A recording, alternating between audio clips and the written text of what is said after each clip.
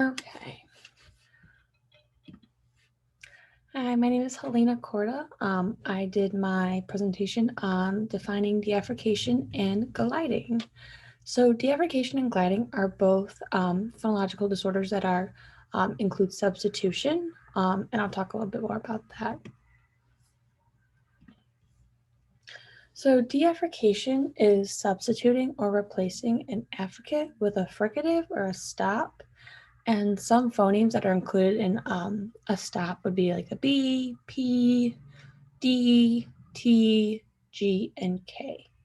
And since we haven't really gone over what an affricate or a fricative are yet, I kind of defined them below, and I couldn't really use the modules to help, but I used the book a lot.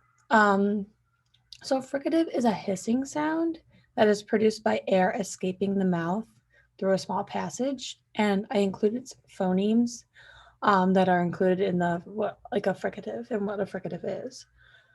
Then an affricate is two consonant phonemes perceived as one, and they're mainly located in like the alveolar and palatal regions. And in those parentheses, there's two phonemes that are included in what an affricate is. So then kind of to summarize what deaffrication is and what an affricate and a fricative are, because that's what makes up the definition of deaffrication. I included 2 bullet points about what an affricate and fricative sound like. So for an affricate, it's more of like the CH or the ch sound is substituted for the T for T or an SH. And I'll show some examples for that. And then a J is substituted for a D or a ZH sound for a fricative. So the J is substituted for a D and a ZH for a fricative, and this is all included in the definition for deaffrication. For gliding, gliding is substituting a consonant such as the W or a J for an L and an R and sometimes a Y. So this is a common phonological disorder. I'm pretty sure everybody has been at this stage where they have done gliding or like had this disorder. When I was doing some research on it, it was also talked about how like cartoon characters sometimes have this like disorder of gliding. So gliding is also where the air is modified by the tongue and lip position, and it tends to precede the vowel. So the R and the L, kind of just to like kind of nitpick into what gliding is. The R and the L are referred to as a liquid sound, and the W or the J and sometimes a Y is referred to as the gliding sound. And I'll give some examples for each of those. The Y was a little bit harder to find, but the substituting for the R and L is very common. So some examples of deaffrication include saying shoo shoo instead of choo choo. So substituting that CH for an SH to make shoo shoo. And then saying wash instead of watch. So instead of that TCH, substituting it for an SH. And then also saying frids instead of fridge. So instead of that DGE, substituting it with a DS.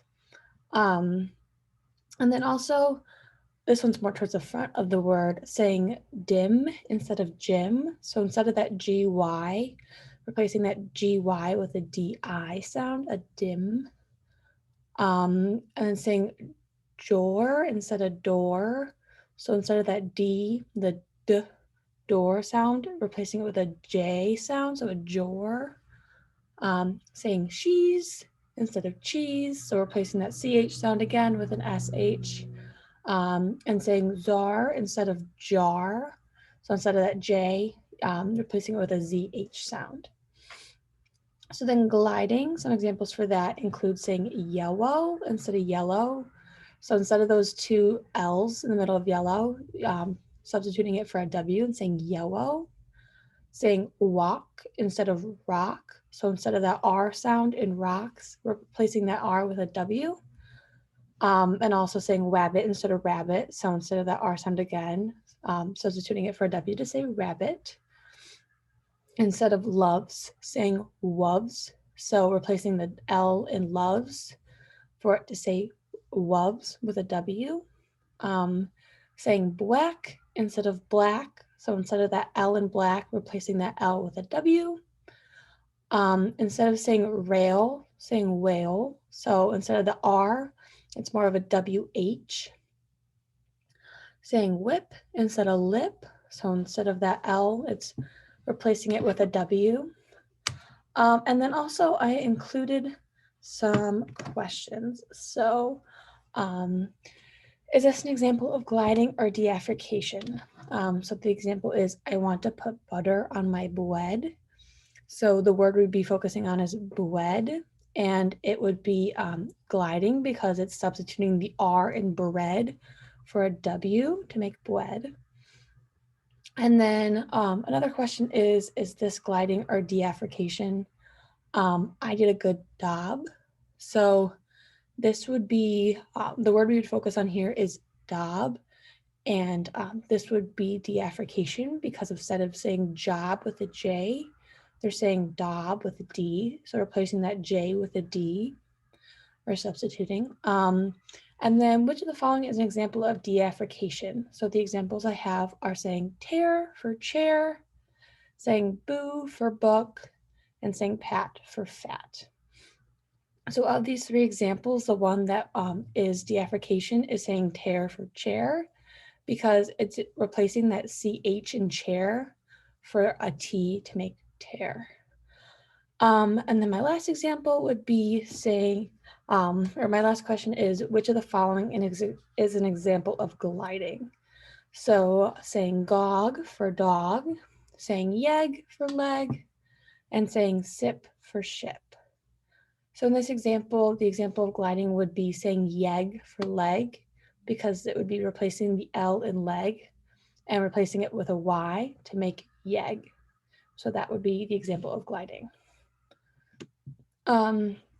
These are the sources I had. I didn't get to use the modules because we haven't really learned what a fricative and affricate are. So I had to kind of go based on the two websites that I have above the book source, which were really interesting. And yeah, I think deaffrication and gliding are really like interesting forms of substitution, and I think they're really common. And I read that they kind of get I think gliding gets like goes away at like 6 years old, and I think deaffrication goes away about 5 years old. So I thought they were really interesting, and yeah, that's my presentation.